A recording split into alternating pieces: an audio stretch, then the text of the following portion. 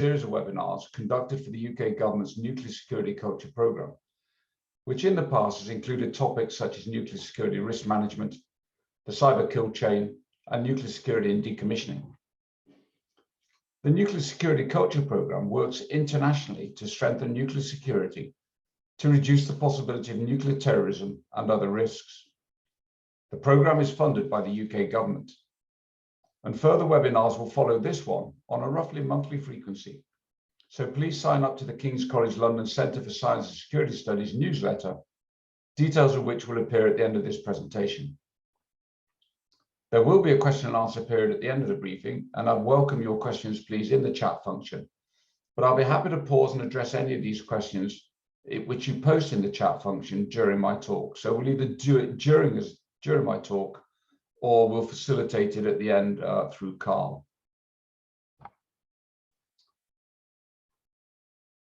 In talking about building, sustaining a nuclear security system, I will interpret the phrase system more broadly than a technical system, in order to bring in the broader concept of security functionality across all delivery aspects of nuclear security.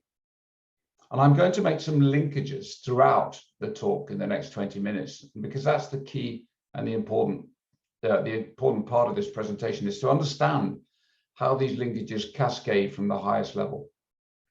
And in doing this, I'll look at the international references available to nations and the key definitions which provide a common baseline of understanding in the subject.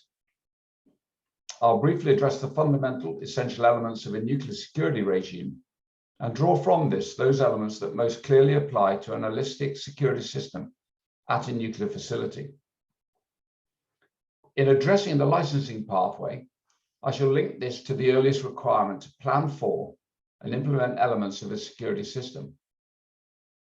Finally, I will draw indirectly from a UK case study in highlighting the delivery of security functionality and its ongoing sustainment in through life management. There are many IAEA references which address aspects of this topic. However, of these, the most relevant are drawn from the Nuclear Security series of publications. NSS 20, as many of you will know, is the objective and essential elements of a state's nuclear security regime, more normally known as the fundamentals, and this provides the foundation guidance. Some of these fundamentals have particular reference to the building of security functionality at a facility or installation level, which is the focus of this talk. NSS 13, also known as Information Circular 225, provides guidance on how to develop an appropriate physical protection regime for nuclear security, and as such provides key considerations of what elements should constitute a properly configured security function. Of the Nuclear Security series, finally, NSS 31G provides specific guidance. It draws from NSS 20 and 13 in building capacity for nuclear security. It does so by interpreting capacity more widely than I will, in that it considers it to encompass both security competence and capability. Regardless, it should become evident that however we define these elements, they're all critical in building a robust and effective nuclear security system. Finally, in addressing the references, mention should be made of the specific safety guide, SSG 12, which provides high-level guidance on the state licensing authorizations that may be applied across the nuclear site lifecycle, and which in their earliest application will significantly impact on the building of an appropriate and authorized nuclear security system. The nuclear security regime sits within the state security regime and comprises the structures, mechanisms, and levers that, properly constituted and implemented, should enable the effective protection of nuclear material and other radioactive material from malicious activities which would otherwise endanger public health. Within this regime sits, for example, the expectation that the threat to the nuclear sector will be stated, that there will be a legislative and regulatory framework created, and that the state and sites will prepare for emergencies and the response to them. At a more local level, a nuclear security regime will be interpreted as the totality of nuclear security technical systems and preventive and protective measures that defend against, detect, and respond to security events. This shares a similar interpretation of a nuclear security system as an integrated set of nuclear security measures and the means by which to implement and manage these.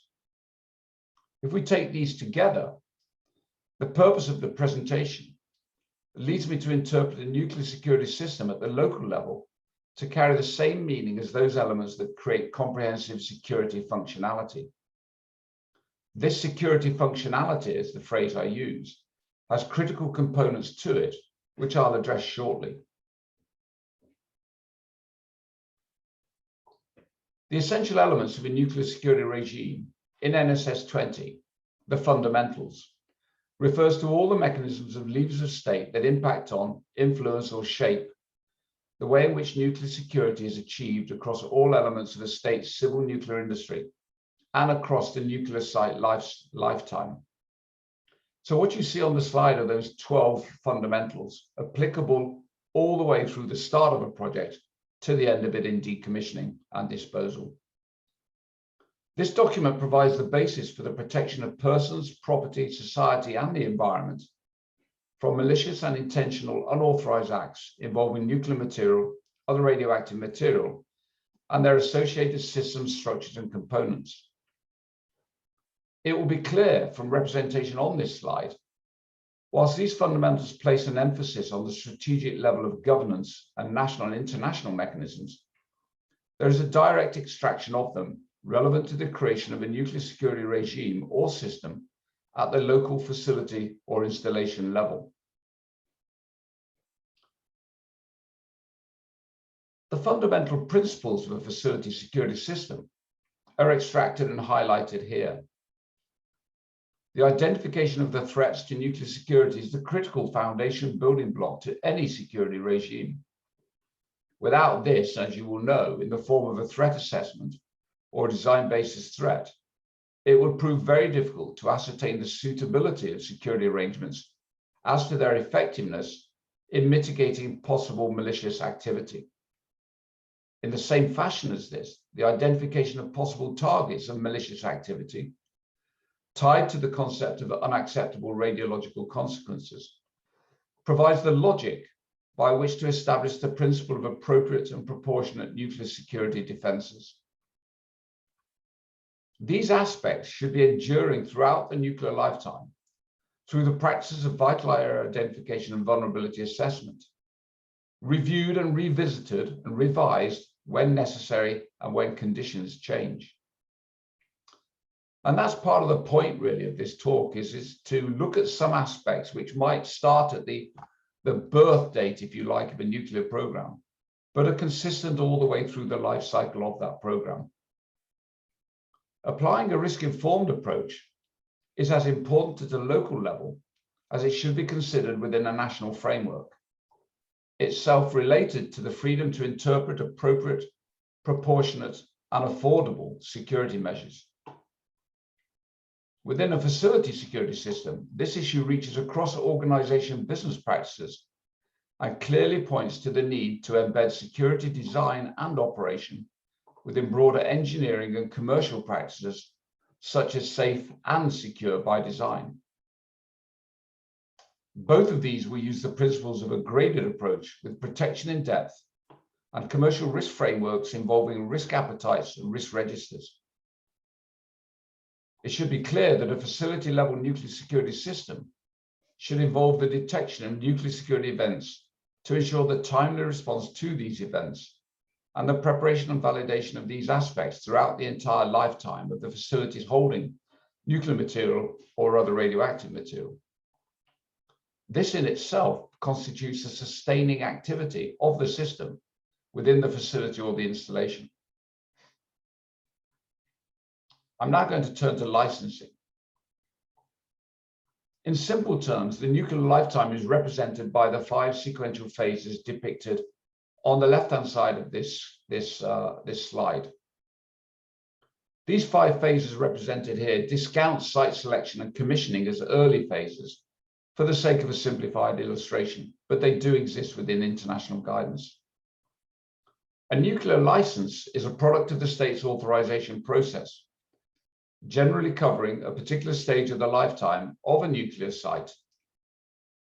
Alternatively, a license may apply to a specific purpose, such as reactor design or the ground operating area of a nuclear site, or it may be applied sequentially across any of the discrete phases of the lifetime, as you see on the left-hand side of the slide, or for a combination of them all, or a period of time related to any of these. So, for example, it is usual in the United Kingdom for a nuclear license to be granted for an indefinite period, covering the entire life cycle of a site, but which will be reviewed when key considerations change. I spent a few moments addressing licensing because this captures the conditions which the nation state places upon a potential licensee through their regulatory body. These conditions, and there are 36 of them in the UK, can reach across all aspects of nuclear safety, security, and the environment. Specifically, the conditions represent the expectations in nuclear security that a vendor or requesting party may demonstrate at the start of the life cycle, and these must be planned, implemented, and sustained. Thus, it is evident that in this example, planning for security functionality should start at the earliest design stage and should align itself with the key licensing expectations and principles. These key licensing principles are recommended to involve clearly understood, standardized, and repeatable steps to aid a potential licensee's preparation for the submission of their plans, which demonstrate compliance with licensing conditions. This enables the planning of building security functionality in alignment with the conditional expectations of the licensing pathway against the known and predictable expectations of the regulator. Licensing requirements should also be sufficiently flexible to permit their application to different stages of a site's life cycle. An acknowledgement of this should drive the potential or the established licensee to plan for adaptability by looking ahead to the changing requirements of security throughout the life cycle journey. And that introduces that aspect of planning ahead, which I'm going to come back to. Recognizing that no one security plan will be sufficient for all stages of the nuclear site life cycle shapes the need to continually plan for change. The plan for change should draw from foresight of future operational changes in the inventory, for example, and the way in which the business changes to meet these. This will impact across every aspect of security functionality. Continuous collaboration across integrated structures and processes should be a feature of security design, implementation, and operations throughout the life cycle. This is, however, in my experience, the most difficult aspect to achieve, especially in legacy structures, if this aspect of security integration has not been addressed in the formative period of a nuclear organization, and where work and specialist cultures can often be deeply entrenched and resistant. This can be expected to impact upon how security risk management is conducted, either as an isolated activity in the worst case, or in a completely integrated and complementary manner in the best case.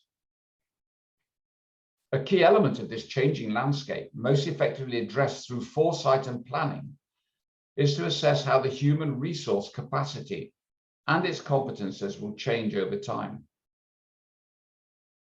This will impact as much on the balance between in-house or supply chain contractors' expertise over time, as it will the requirement for unarmed and armed guarding, as the status of a site changes and the categorization of the infantry changes as well. In this example, the difference between the construction, operational, and decommissioning phases will have a direct bearing on the provision and status of the garden, for example. This changing human resource requirement will also impact upon the competences required as these transitions occur. I have felt this close as a Director of Security at a Category 1 UK site. The category of the security team was, at least initially, insufficient to meet the demands placed upon it. This resulted in a failure in some security processes and a regulatory warning. but it also acted as a catalyst for an expansion of security staff capacity of 80% over an 18-month period. Not forecasting and planning for these changes puts additional pressure on the human element, which creates cultural and operational vulnerability, which results in security compromises, as it did in my experience.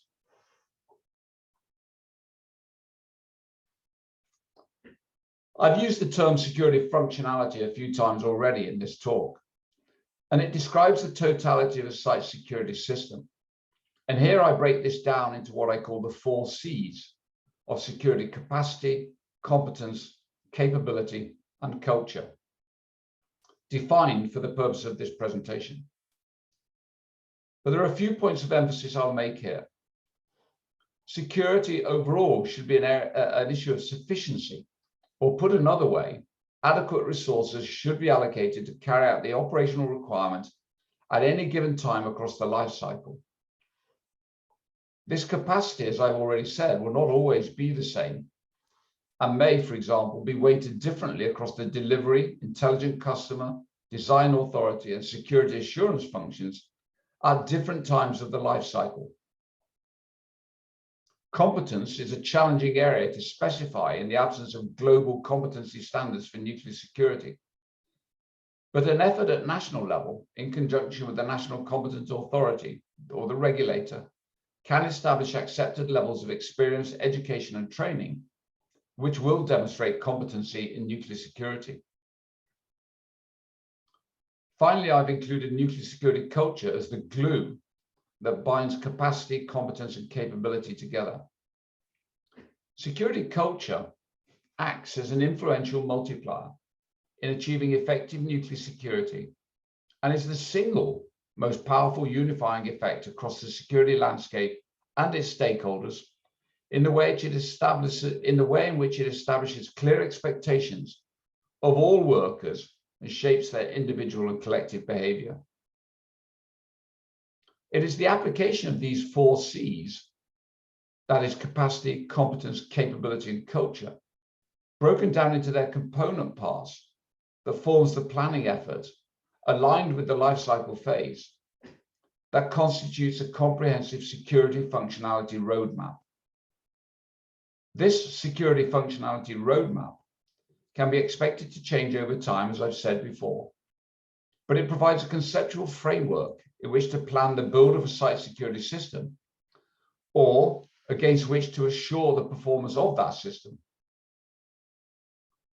At the earliest inception of the nuclear site lifecycle, the site evaluation or design phase, this is the time in which to establish the structures, mechanisms, and dependencies which embed the delivery of nuclear security within the site organization.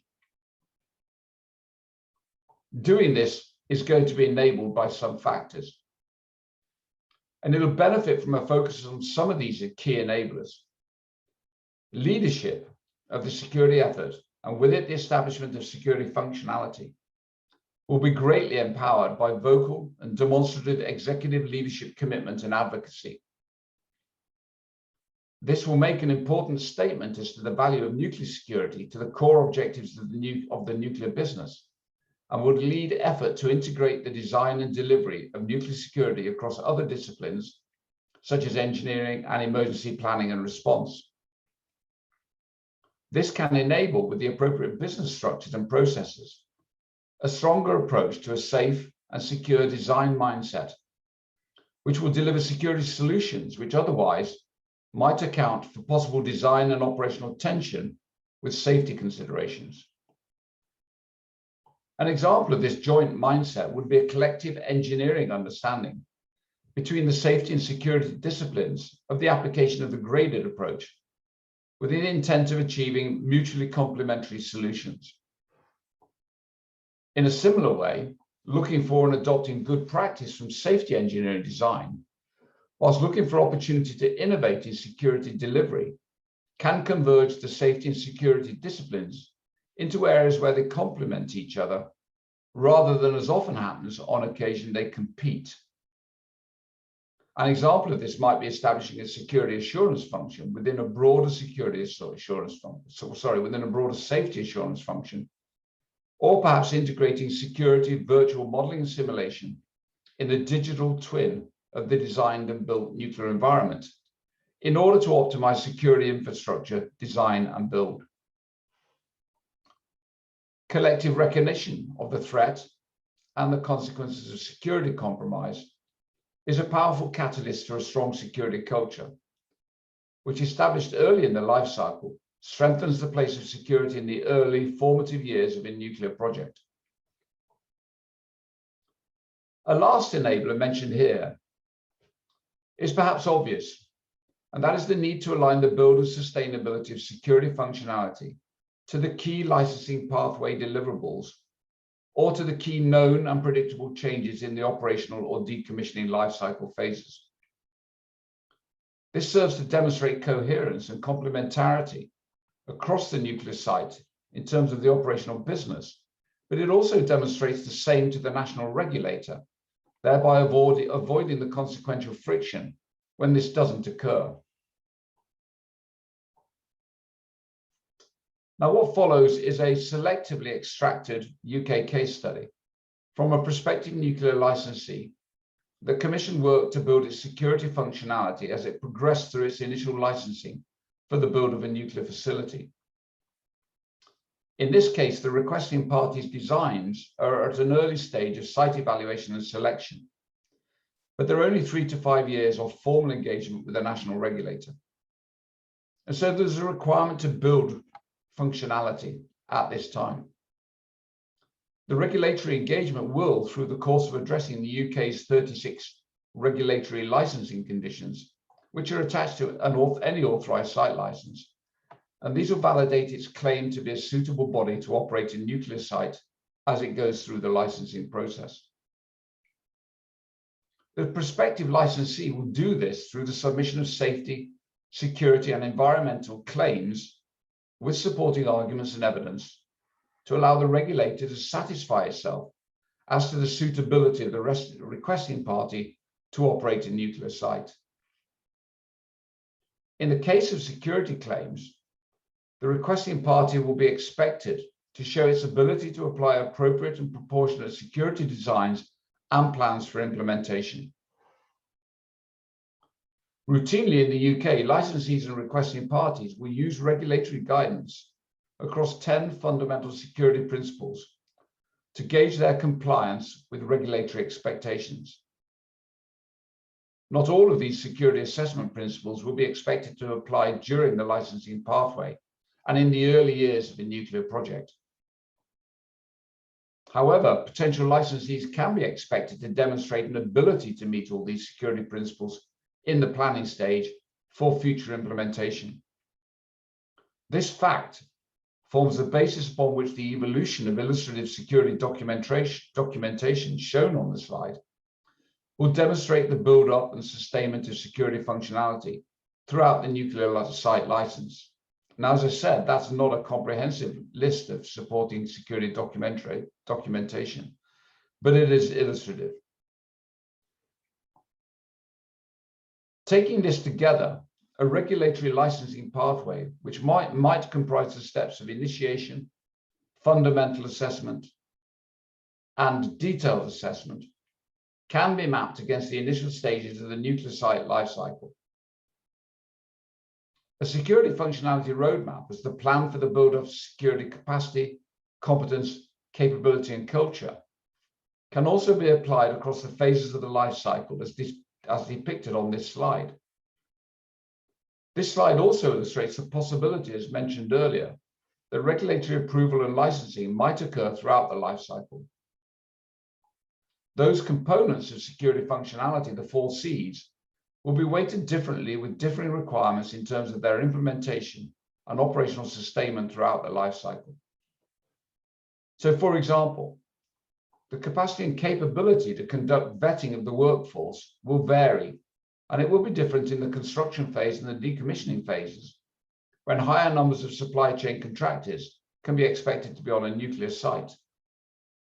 Another example might be found in the requirement to secure the transportation of nuclear material during site operational commissioning or defueling during the decommissioning phase.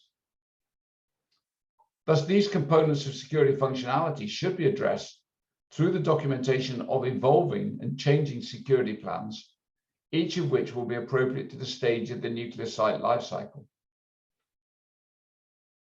All of this emphasizes the necessity, as I mentioned already, to plan, plan, and do that with leadership commitment and foresight based upon predictable operational changes.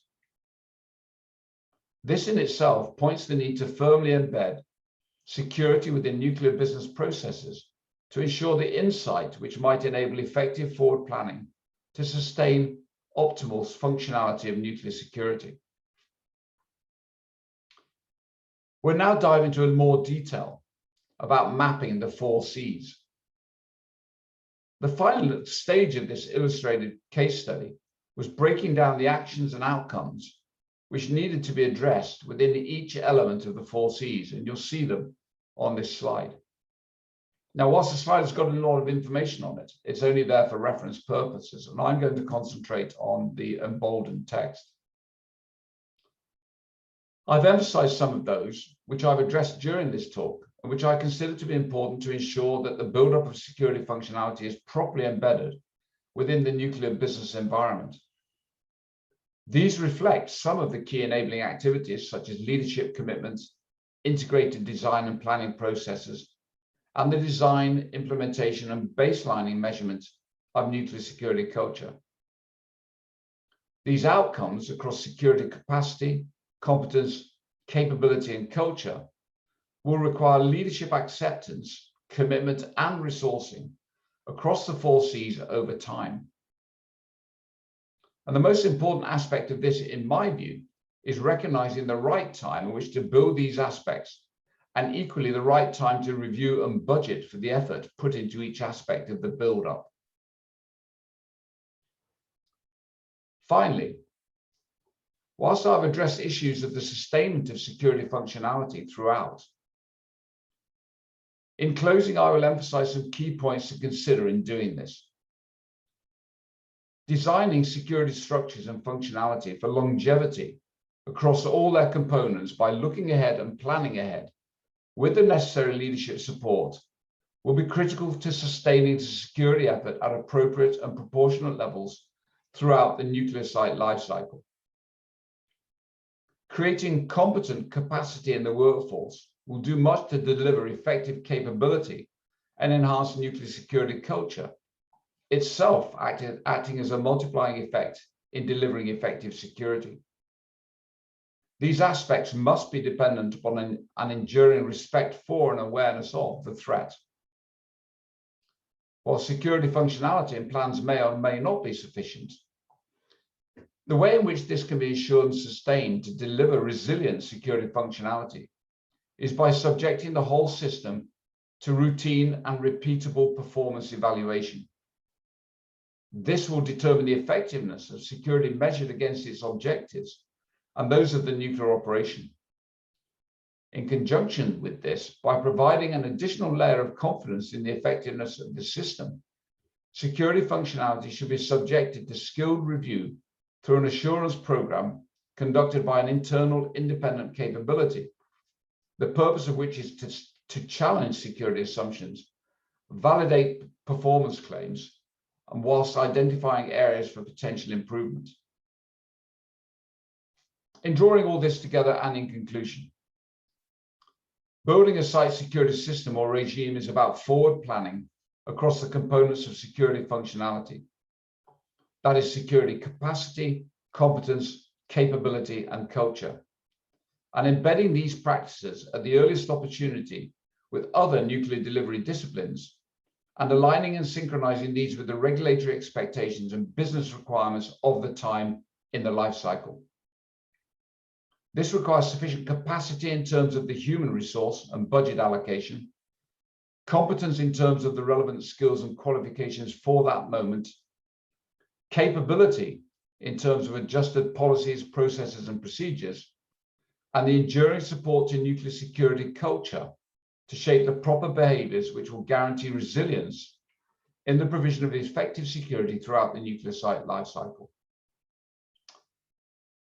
That concludes my talk. Thank you for the time taken to listen. I'll now take questions, or perhaps we can open it up into a more open-sided discussion, and I'll ask Carl to facilitate. So please, your questions, and if you do have some, put them up in the chat room or raise your hand, and Carl may be able to ask you to ask them online. No, absolutely. So please do use the Q&A box, which is on the bottom if you're using a PC or laptop, and we can ask those there. I'll keep an eye on the chat. But while the audience is thinking of some questions, George, I've got a couple, which I think comes down to scalability. So, for example, your experience is in a large and complex Cat 1 UK nuclear site. I'm just aware that many people from our audience will be from smaller sites, they'll be in research reactors, they'll be at accelerators, etc., or in developing countries. Can you comment on scalability? So to your mind, these principles, are they universal? Do they apply to big sites as well as small sites? Is there anything unique, you think, in that transition between scale and size? Well, I think to answer your question in two comments. The first would be, yes, I think they are universal. I think the principles are universal. They can be applied at any scale, but I think it's entirely dependent upon perhaps the categorization of the material and the other radioactive material that is being protected, because it is self-evident that a higher categorization brings with it a greater volume perhaps of security arrangements and carries more risk with it, and therefore it requires more mitigation in terms of preventive and protective measures. But I think it is generally right to say that they are all applicable. And I think the other point I'd emphasize is that the circumstances will change, whether it's a medical facility, an industrial facility, or a nuclear site with category 1 material. The circumstances will change. And in my experience, sometimes security has been the poor neighbor of business decisions. But that is often because it's not embedded in the commercial practice and processes. And therefore it doesn't benefit from some oversight in terms of business processes such as budgeting and risk management and the like. And that's why it's really important, as I said, to try and embed these things in the formative years of a nuclear project, be it a nuclear power plant or a research establishment or a medical facility or whatever it is, because it sets the tone and the culture for the years that follow. Hopefully that'll help answer the question. No, thanks, George. And actually, I think just talking on that note of embedding in there, we've got a question from Timo in the chat. So what is the commercial value of nuclear security systems on a facility? What are the pros and what are the cons? Can you talk about, I know you've talked about this actually, I think, in terms of leadership, but can you kind of emphasize the value of security? Yeah, I'm not sure I'll be able to give you a list of pros and cons, Timo, and that's probably not what you're after, but I will draw some comment related to the commercial value of security systems, or the security effort, if you like, on a site of any nature. In my experience, and I think we are maturing very rapidly and moved away from this in the UK, but I think it's probably the case in some other nations, is that security is seen as a cost. It's often and sometimes seen as an obstacle to operations, because it does come at a cost and there doesn't seem to be any benefit. You only really know the benefit of it when it goes wrong. And then security is the target of much criticism, of course. And so what's really important is to be able to articulate what security provides to a site in terms of the value of it. That doesn't necessarily mean the value in financial terms, but what it brings to the site in terms of doing security well. So if security is done well, for example, we would expect there to be less regulatory engagement, because the regulator is content or satisfied that security is being conducted well, and therefore needs to pay less attention to it. It can be a distinguishing aspect in terms of commercial contracting and the like, if security is done well. It can be a very powerful catalyst to nuclear security if both the regulator, parent bodies, government, and the workforce see that security is good, because what it does to them, it confers a safe place to work, but it also means that they are more likely to support and advocate a strong nuclear security culture if they really believe it's being conducted well. So in that sense, I would advocate that the language we use when we discuss the place of nuclear security in the nuclear environment, the nuclear business environment, should be talking about the value of it. Some aspects of it come at a cost, of course, but being able to articulate that cost of guarding or unarmed guarding or access control measures, etc., in terms of, for example, in access control measures, being able to articulate the value of that in terms of being able to account for personnel in the event of a security emergency is a far better conversation to have with leadership and executives and risk managers than to just say it costs this amount of money. It costs that amount of money because it's serving a purpose, and that is to control the flow of your people and to account for them in the event of an emergency, for example. So to bring that all the way back round, is the issue of commercial value is, I think, the point worth remembering here, and you've already picked it up, is but to articulate your conversations in terms of the value security brings to the broader business.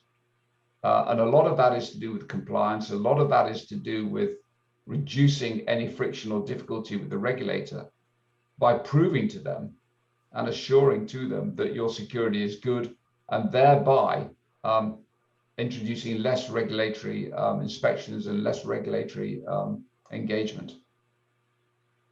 No, thank you, George. Timo, I hope that answers your question. If you have any further comments or follow-ups, please do feel free to use the chat or the Q&A box. Thank you, great to hear from you. George, one thing which struck me from your presentation, I think, was the notion of security integration as a facility moves along its life cycle. So the challenges as a site goes from steady state operations to decommissioning, or from building to operations. How can we manage change in that? Is it all down to leadership? What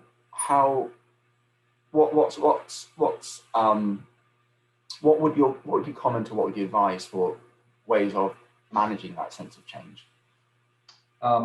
Well, I think, first of all, it comes down to leadership and advocacy. And that is at a senior level. I remember when I was made a director of security at a UK Category 1 site, one of the reasons that was done is because regulatory engagement at that time was taking up too much time of the chief executive and the managing director's time. And that was because there are some issues that needed resolving. And so they brought somebody in to do that, and I was lucky enough to do that. But that meant that it gave me a position on the executive committee and the board of the organization, the management board, which meant that security had a voice at the very highest level. It also meant that the managing director and the chief executive understood that, because they're the ones who had initiated that particular activity and that particular role. And so there was strong advocacy. That is a very, very powerful catalyst in terms of the way people think and the way people act, both in individual and collective behaviors, which is culture. A very strong advocacy of the need to build a strong security culture. And with that came an acceptance that security needed to be enhanced and we needed to make improvements. That was going to come at a financial cost, but it was going to add significant value to the position of the licensee and the duty holder, which over a period of time with myself and my successors, that is exactly what occurred, because it takes the licensee into a different relationship with the regulator, a smoother relationship perhaps, which means that regulatory intervention is reduced and lessened. Now that is a very good thing, but I think it also requires the processes in place, and that's the management aspect, because management is really about the application of processes and procedures and instructions and direction and the like. Whereas leadership is really about visionary motivation and inspiration. It's that emotional contact with the workforce. It's having those management structures in place which enable change to be properly constituted. And that is knowing what is coming up in terms of operational changes, perhaps changes to the inventory, changes to the facilities in the site during the decommissioning phase, and understanding what impact that might have on security, looking forward to that, using the change management processes in the business to analyze and assess what impact it'll have, and then carry that forward into predicting what changes would need to be made across capacity, capability, competence, and culture to ensure that that is planned for and implemented before or immediately in the early stages of that change. And so that it doesn't come in as an afterthought where change is extremely difficult. It causes more friction in terms of the operational throughput of a plant or an establishment, and it takes longer. No, thank you, George. And I guess on a related note there, you mentioned several times in your presentation that effective nuclear security culture is a force multiplier in that. So I guess, is there, in your experience, a way where you can change or drive culture, as you say, leadership distinct from management? How can you, if you inherit, or if you're coming into a business and you feel the culture needs to be upgraded somehow, what, in your experience, what are your tips or tricks on that? Well, I think a lot of it comes back to leadership again. It's about advocacy. It's, to use that phrase, it's about walking the talk.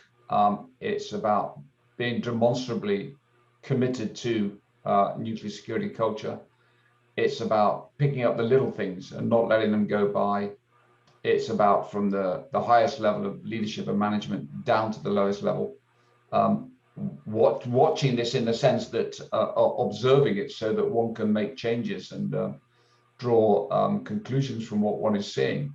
But also, for example, ensuring that in terms of communications, be that through viral communications through email or monthly video briefings or staff briefings, in the same way that it is customary to have what is often called a safety moment, is to have a security moment as well.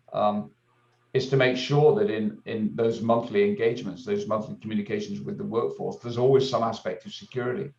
To make sure that in executive and senior management meetings, security is on the agenda. To make sure that a security dashboard is part of the executive committee's routine review and appraisal of business performance. But it's also to understand how strong security culture is in the first place, and therefore what options there are for continually improving it.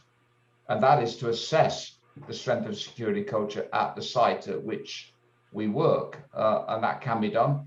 It can be done through many methods, which is a whole topic in itself, but it does allow you then to baseline, perhaps in terms of a red, amber, green assessment or a percentage assessment or something else. It allows you to baseline your level of security culture, but it also allows you to identify specific aspects of it in terms of perhaps a belief in the threat, for example, or the adherence to simple access control measures, or the adherence to simple things like wearing ID passes, for example. It allows one to assess how strong those particular performance aspects are, and if they're weak, to specifically address those aspects in terms of continual improvement, in continually improving security culture. And then somewhere down the line, assessing it again to see how much that how much difficulty those how much difference those improvement measures have made. Excellent. No, thanks, George. So I think, yeah, understanding what a workforce has in the first place is probably the first step in terms of creating change. But you'd also advocate things such as putting them into executive targets, or if you need leadership to drive change, creating metrics for everyone on the board, not just the security team. Yeah, sorry, Carl, I was looking at some other questions you were speaking to that actually. I don't know whether you've picked them up in the question and answer panel. So I was going to address that. Please do. There's a question from, my apologies if I get pronunciation wrong, Nojib Adamoa.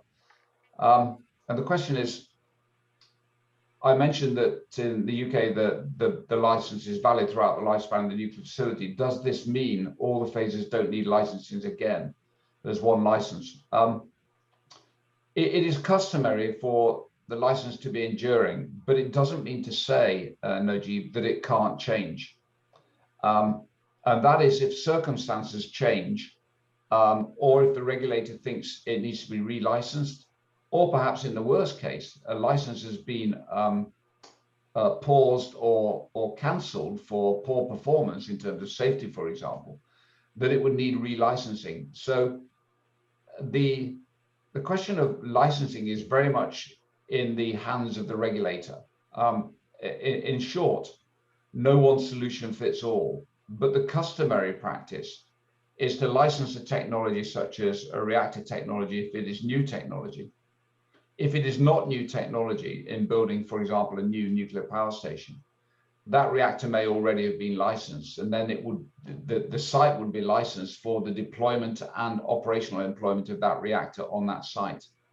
And that site license, which applies to the site license company, entitles the company to operate the site until such time that license is paused or withdrawn.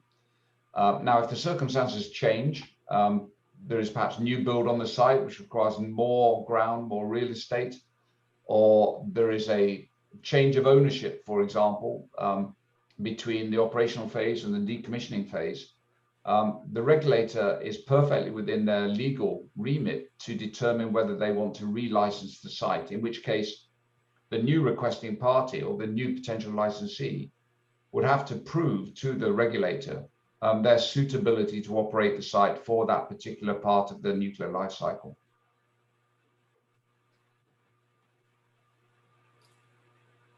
Thanks, George. So just for the second part of Najib's question, going forward where the completion of every stage is invalid, I think it means that the license is effectively there until purposes change and it isn't, or it can't be assumed that it would be. Yes, in short, that's correct. Yeah. Thank you, George. Just a quick reminder, people, please do use the Q&A function and the chat function. And we also another question from Ebby in the Q&A. So good to see you, Ebby. George, can you see that? Yeah, hi, Ebby. Nice to see you. And I think we'll see each other later today. And the question is for everybody else. I'm trying to get my head around security capacity, competence, and capability as it relates to job definitions or specificity. Can I shed the light on the boundaries? Yes, Ebby, thank you for the question. The first thing I'd say is I don't think there are really hard boundaries between some of these things. But capacity is about the scale of the human resource, the technological resource, or the financial resource to enable the buildup of competence and capability.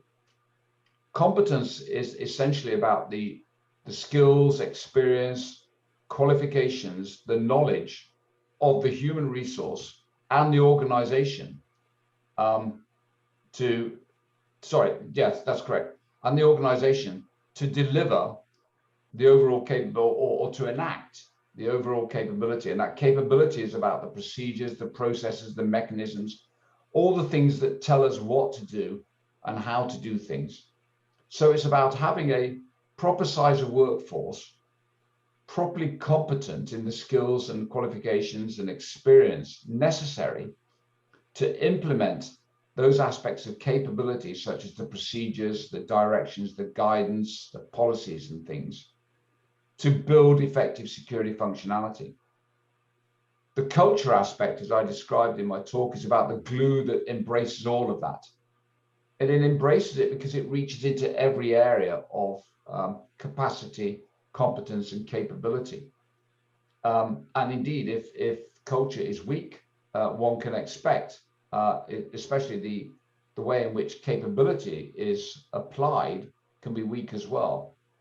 If culture is strong, one can expect forward planning in terms of capacity, can expect properly qualified personnel and the like, and can expect all that to benefit in terms of the delivery of nuclear security capability.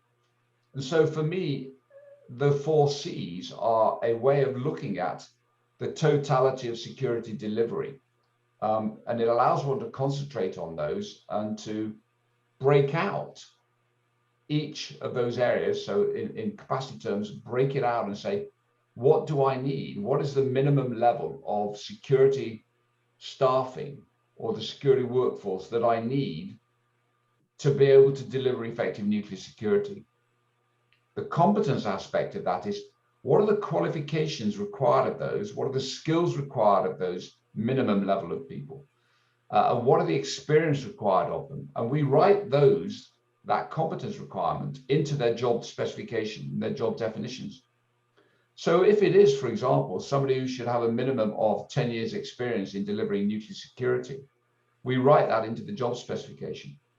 If it is for a security administrator who may have had previous experience of vetting, we write it in to the job specification for that security administrator.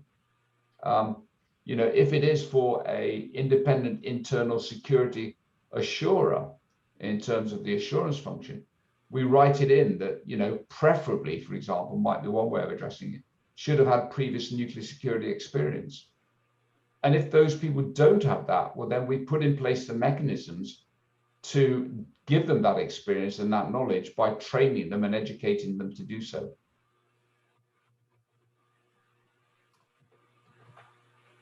Excellent, thank you, George. I hope that was clear, Abby. And I think we're kind of coming up to the end of time. So unless there are any final questions which can sneak their way in, I'm just going to say thank you very much, George, for once again letting us draw on your expertise here. It's been a pleasure to have you along. Thank you very much, and I hope that was useful to the audience. Excellent.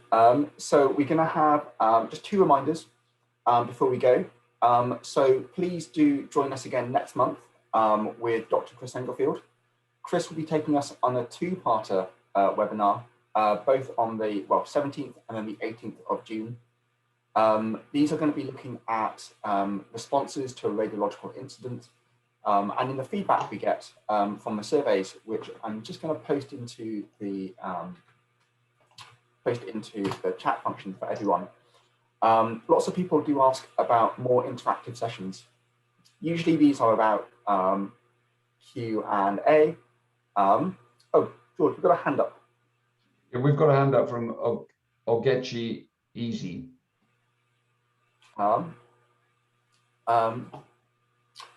Ogechi, would you like to talk? If you would like to unmute yourself, please feel free. Otherwise, very happy if you would like to put your question in the chat function. But Ogechi, just while you're unmuting yourself, if you would like to, please feel free to look at the survey, which I've just pasted into the chat box. We'll also be sending this around, but we really do value your results in the survey. And one thing we got from that was a request for more interaction. So we've designed a 2-parter with Dr. Chris Englefield. He's going to take us through a radiological response, and the 2-parter is there to be more interactive and to get more engagement. So we really do value your appreciation, value your thoughts on this. And a question from Najib about the slides and audio. This presentation will be put onto YouTube as per normal. So if you go to YouTube and you type in the Centre for Science and Security Studies, that's there. But we'll also send around a link in the email as well. So Najib, I hope that helps. And Ogechi, you're very welcome to unmute, but if not, please do put your question in the chat. I think that might be a little easier at this stage. But with that, thanks, Najib. Otherwise, Ogechi, please feel free to send us an email, and hopefully we'll be able to answer your question then. So excellent. So please do follow the link to the survey, and then please do join us again on the 17th and 18th of June with Chris Englefield. We'll be going through radiological response. So thank you everyone again for joining us. Excellent comments there. George, you're the best. Don't say that too much, it will go to his head. Thank you. I'll remember that one. I'm not sure it's true. Well, ladies and gentlemen, thanks again for joining us and looking forward to seeing you next time. Thanks all. Thank you, everybody. Bye-bye. Bye-bye.